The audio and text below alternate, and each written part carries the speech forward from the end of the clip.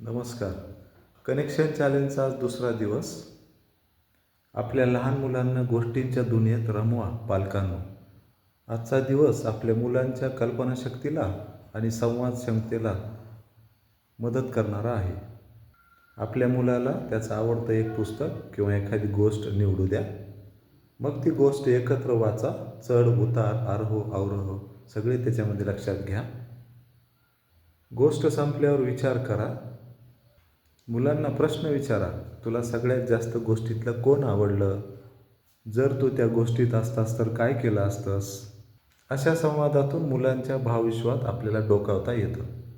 हे लक्षात ठेवा, मुलांसोबत पुस्तक वाचणं म्हणजे अक्षरं वाचणं, पुस्तक वाचणं किंवा माहिती घेणं नव्हे, तर त्याचं आणि तुमचं भावविश्व किंवा त्याचं भावनिक नातं जोडणं होय. एक गोष्ट, एक संवाद आणि एक आठवण हीच आपल्या नवीन नात्याची सुरुवात.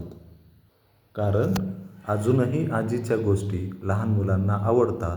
म्हणून गोष्टींमधून जर आपण मुलांना बोध द्यायचा प्रयत्न केला तर मुलं भरपूर गोष्टी शिकतात. धन्यवाद.